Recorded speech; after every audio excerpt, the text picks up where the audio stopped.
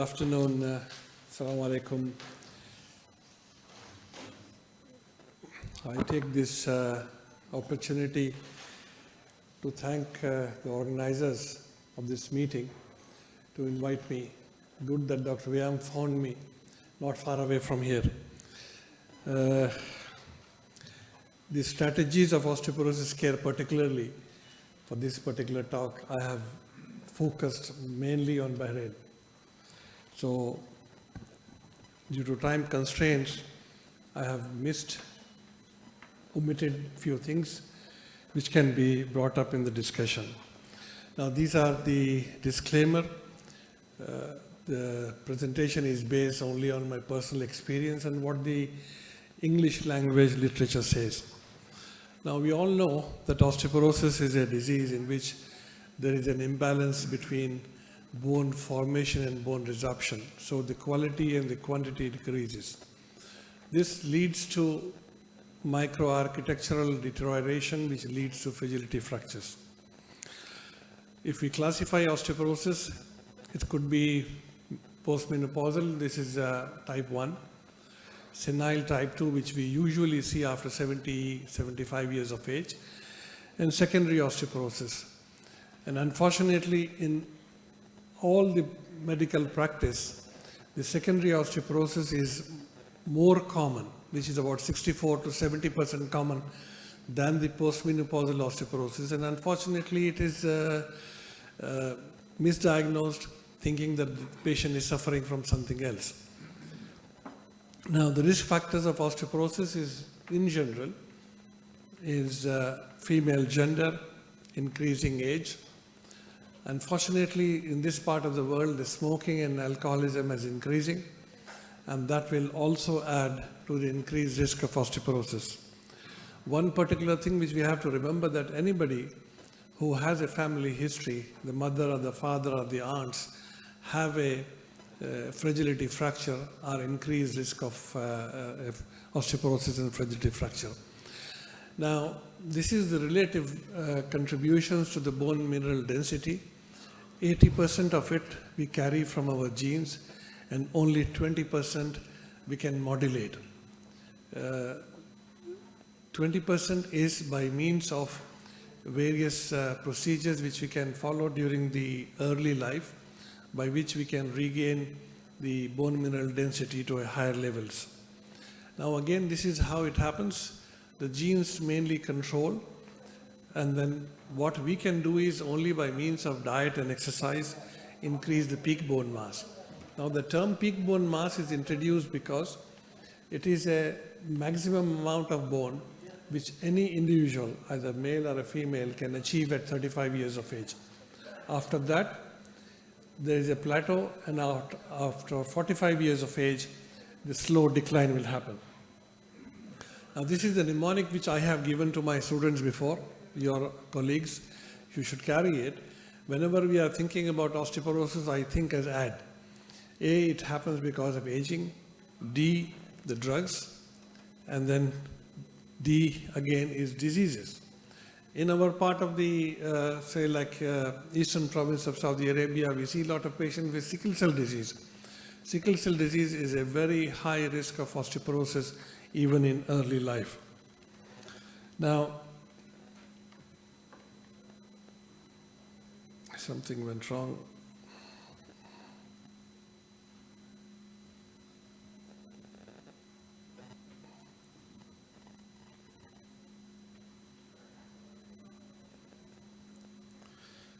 Okay. Now, first strategy which I think for any country is to know what is the size of the problem.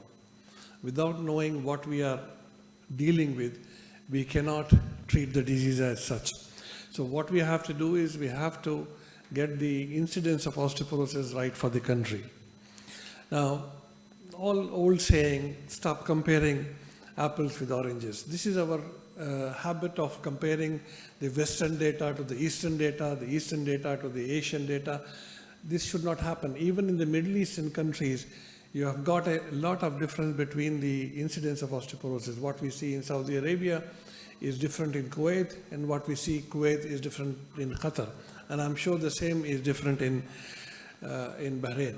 So what we have to do here is we have to develop our own data, and we have to do treatment protocols. Now, I looked into the epidemiology of osteoporosis, if anybody has done anything else. Since osteoporosis, WHO described in 1998, the first 2 papers came from us. When I was working in King Abdullah Medical City, we found that the number of cases of osteoporosis were coming up.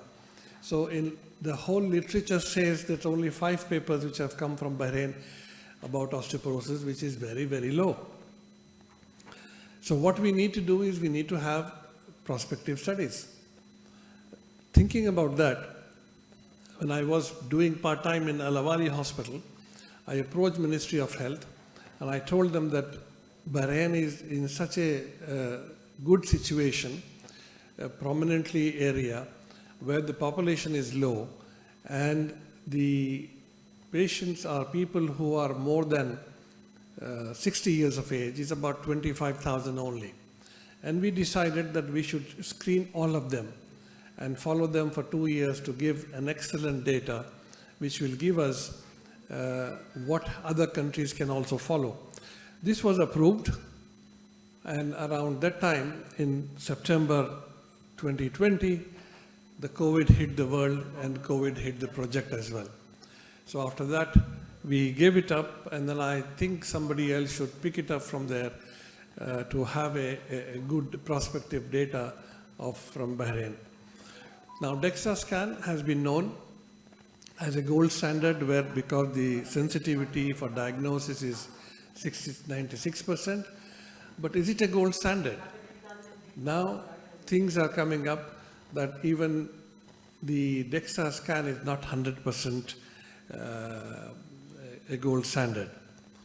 Now, this was what WHO decided in 1998 based on the T-score, whereas less than minus 2.5 standard deviation is osteoporosis, and they said that this is the indication of treatment.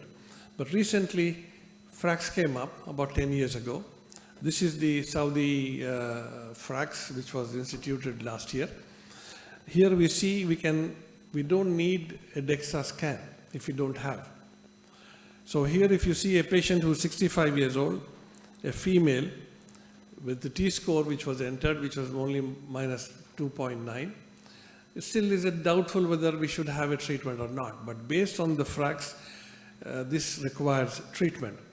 Now, another patient of mine, one of my colleagues in OB-GYN, he was trying to change the mattress at home. He heard a click in the back.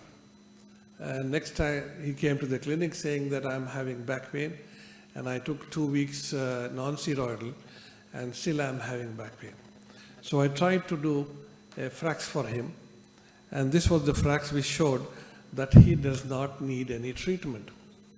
But the clinical judgment and experience told, no, something else is going on. So I did a DEXA in the hospital and found his DEXA was minus 4. And still, the FRAX does not give you an indication that this patient requires treatment, because FRAX, if it's a major fracture of more than 20% or a hip fracture of more than 3% requires treatment. So with this does not require treatment, I took another step of doing an MRI for him. Now, this was the MRI which shows a fracture T12 at T-score of minus 4. This indicates that FRAX is not absolute. Even DEXA is not absolute sometimes. What is absolute is your clinical judgment, which should be based on all the investigations. The investigations are only to support you, not give you a diagnosis. Now, as I said, the pharmacological therapy based on FRAX is 20% of a fracture, major fracture, or more than 3% requires treatment. Now, I mentioned earlier that only 20% of the BMD we can modulate. Peak bone mass, I have already mentioned to you that it is the maximum amount of bone which is reached by 35 years of age, and after that there is a slide. how can we reach a maximum amount of bone early in life is having a good amount of physical exercise, a good diet. That should start very early from childhood. Now, physical exercise does not mean that jogging or doing aerobics at an elderly age or playing football. What it requires is a brisk walking, 15 to 20 minutes, 3 times a week, that give you enough strength in your bones and the muscle, and the gait itself will be so good that you will have enough BMD. Now, the strategy number 4, there is a prerequisite to any treatment for osteoporosis, and that is calcium supplementation and vitamin D. And unfortunately, we physicians fail to address this issue more at length. Now,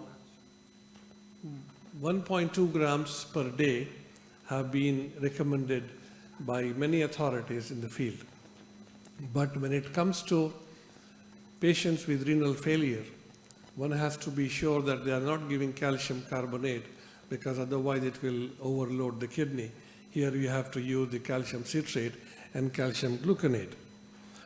Now, beware that calcium supplementation can increase the risk of MI in patients who are elderly.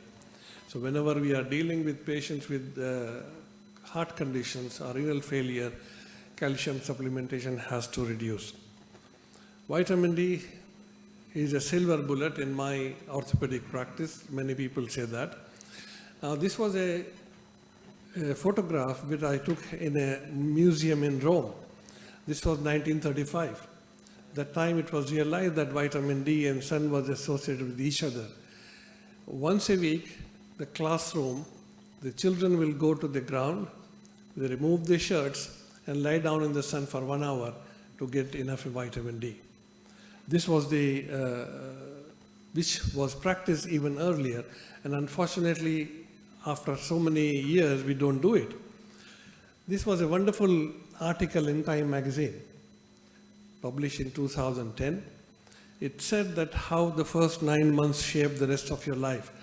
And the author of the article was talking only about vitamin D. He was not talking about anything else. I told my wife, can you get me some ultrasound scans of patients who are in the 8th month or 9th month to see how they look like. So on your right side is a scan of a patient. I hope there is a point. Yes. This is the scan of the size of femur where the patient was normal vitamin D level. And that was a patient who was osteomyelitic. You see, already the bones started to bend even in uterus. This shows that even the mothers should have enough vitamin D. So vitamin D is really important for our life.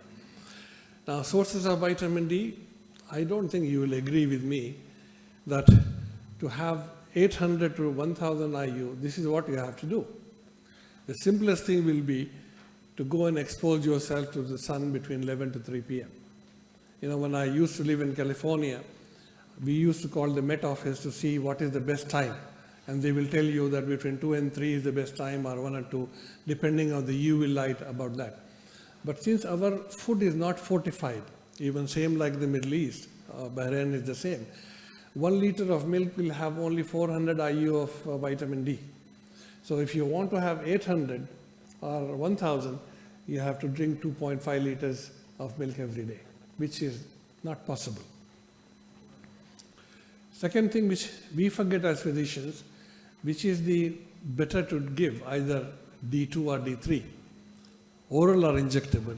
And the last question is how much? Now this is a graph which I took from a publication where same dose of D2 and D3 were given at the same time. And if you see that by day 15, the level of serum level of patients who were having ergocalciferol dropped. By 30 days, it went back to 0. So whenever you are prescribing, be careful that you have to give D3 rather than D2. Oral intramuscular injection of cholecalciferol came, which are both very good if the patient is compliant. This study Catherine Sanders from Australia reported after going through over 3,000 patients, they gave 500,000 IU yearly injection and found that patients who received placebo had no fractures, no falls, but patients who received 500,000 had more falls. Explanation was not given. This was published in JAMA in 2010. Now, when the medication burden increases, like in all countries, in Saudi Arabia particularly, at the patient age 65 takes about 15 tablets a day. But in that case, if you add vitamin D and calcium to it, then probably they may not take, the compliance may not be good. So a few years ago, knowing this, we developed the topical vitamin D in the University Hospital in Al Khobar. It went through phase 2 trial of 500 patients. It gives you about 5,000 IU per ml of the cream you apply on the screen, which you can make it twice a day, twice a week. Very soon this might come up. This is being sold in US. This is a big question, $1 million. What is the right dose of vitamin D? 400, 800. Then slowly they increase up to 2,000 IU per day. Now it says that you can go up to 4,000. Now whenever we talk about antibiotics, we always talk about weight-based medication. So is it vitamin D okay for obese people? The question was. Then we raised this study some time back, which was published in Journal of Bone Metabolism. We gave 50,000 IU weekly for 3 months. And then we started 2,000 IU. And we found that at the end of 6 months, the patients in the green came back, this for the third dose, where 2,000 IU were not enough. This is the same graph presentation. At here we started 50,000, reached at 3 months, and that started 2,000 IU there, and slowly it dropped. Now, studies have been coming up in literature from Europe, saying that whenever we are having obese individuals, might be vitamin D level has to triple the regular dose, which unfortunately we are not practicing. Now, in another study, what we did was we based on the BMI. For every 125 IU was given for every patient, and one we have randomized, one which got the regular 2,000 IU. And then this is the, when we gave on the BMI base, the vitamin D level remained higher. If we give a standard dose of 2,000 IU, it remained in the insufficiency. That means we have to base vitamin D in the BMI much better than giving a standard dose. Now, once we have established osteoporosis, now treating osteoporosis is not a rocket science. It is very simple and straightforward. In our hospital, somewhere in 2000, we used to receive patients after fracture because the endocrine people had too much on their plate. They were neglecting osteoporosis. So we started taking ourselves. So there are 2 types of drugs mainly. The third one I call as a combo. Anti-resorptive, anabolics, and the third one I put it as a combo even though it's not. Now we know bisphosphonate is the main source of treating as first line of drug for osteoporosis. We have a bandronate which is monthly, and IV is all we can give yearly. Now DMAB is one of the very strong anti-resorptives, which is human monoclonal antibodies. In my practice, I always start with the oral bisphosphonate. If I understand that this patient is not compliant, then I'll shift to IV or subcutaneous drugs. The anti-resorptive target osteoclast, which is a bone resorption agent. So once they stabilize, then this will reduce the fracture risk. Side effects of oral bisphosphonate, oral malignancy of distal esophagus have been reported. Osteonecrosis of a jaw is very well known. Atypical fractures, and unfortunately we cannot use in a patient with a childbearing age. Now if we have a T score of minus less than 3.5, we shift our treatment to the anabolics. Anabolics, we have got fortioteriparatide. It's a parathyroid hormone which is skipped into 34 amino acid chain. What it does is it increases bone formation and very weak bone resorption. Anabolics target the osteoblast, which is the bone forming agent, and ultimately the whole process is to reduce the fracture risk. Contraindications of PTH or parathyroid hormone is pregnancy, high PTH, and post-malignancy or patient who is having malignancy. Now, as I mentioned earlier, that the anabolics will add bone, whereas the anti-resorptive will stop losing the bone. Now, this is the combo agent which recently came up, which is a very strong anti-sclerostin antibody. It does affect both ways. It stops bone resorption and it increases bone formation. The only problem of romosumab is it's given only for 12 months, and it has got a potential black box warning of MI and stroke and cardiovascular death. So one has to be very careful when giving, and it has 2 injections to be given at the same time, and then it has to be continued for 1 year.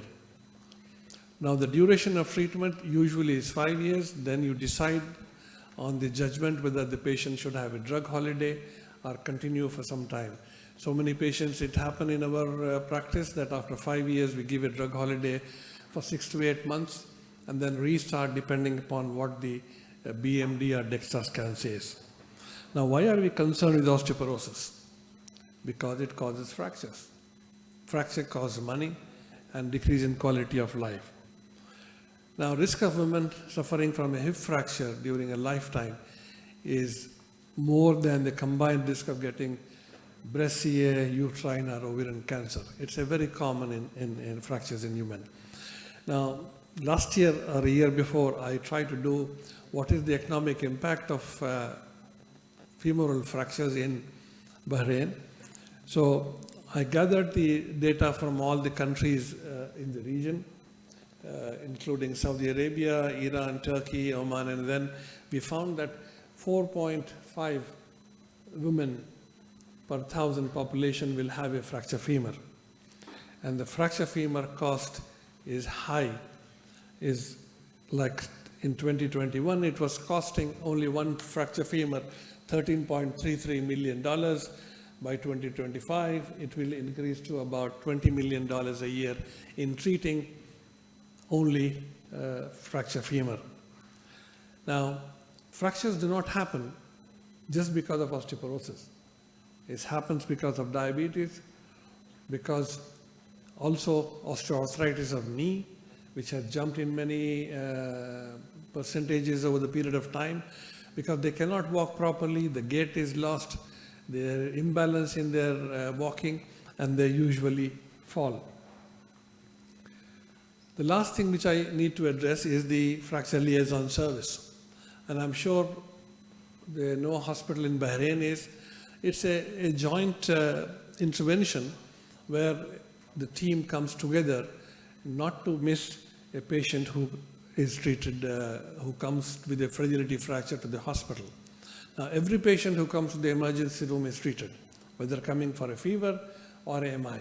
But usually, a patient coming with a fragility fracture is not treated. Orthopedic surgeons can fix the fracture. The rest portion has to be taken by the endocrine to treat the patient. But usually we found that 80% of the patients are not given treatment for osteoporosis, even though they have a fracture. Now, this is not only in our area, universally is the same. This study came in by Jennings in the Journal of American Society of Geriatrics. They found that only 2% of the patients who came with the fracture femur had a proper treatment. So this has fracture liaison service will bring it down to 0. In a study conducted in our institute, we found that in 2000, it was about 80% we missed the treatment. In 10 years' time, we dropped to 25%. So in such a case, where we have to bring the fracture liaison service in our fold so that we start treating. Fracture liaison service construction is very small, very simple, that there has to be a team. The team will follow the patients from the emergency room to the operating room.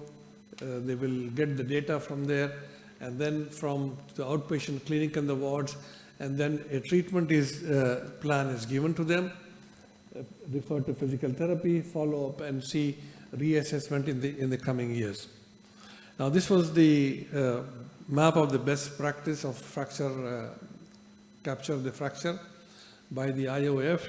At that time, that was our only hospital in Saudi Arabia who had the fracture liaison service, because the number of patients we were seeing very high.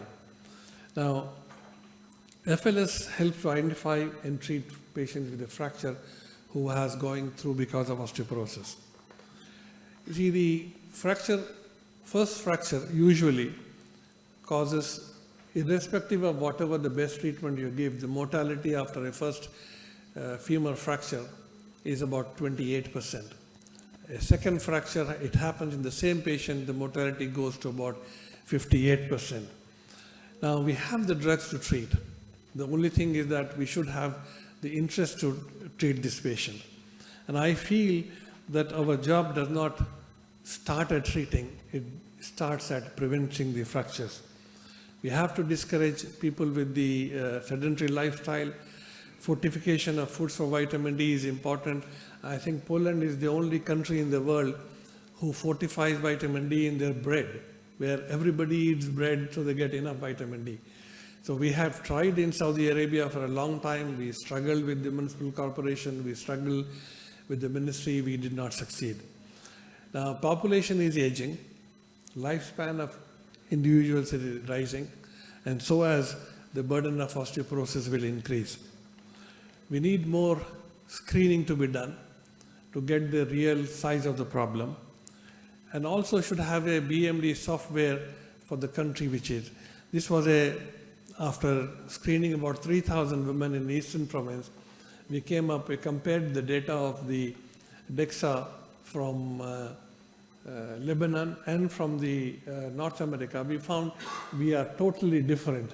The green is the one which is data of Saudi Arabia, is entirely different from what. Now, what we are doing is we are comparing the DEXA, even the software of North America, which is not correct. Now, whenever I talk about osteoporosis, a lot of my colleagues come back and tell me that you are confusing us with the data. Whatever the data we have is more than enough. It is not right. We have to get the new data coming in from our own society and from the rest of the world and see which is what we can take it and what we can put it in our practice. On a lighter side, I like to put this figure. These are two greats of the last century, Albert Einstein and Charlie Chaplin. They met together. And Einstein told Chaplin that your art is so good that you don't speak and people understand you and they admire you. And Charlie Chaplin was a repartee. That means he used to answer very quickly. He said, it's true, but your fame is even greater. The world admires you when nobody understands what you say. Thank you very much.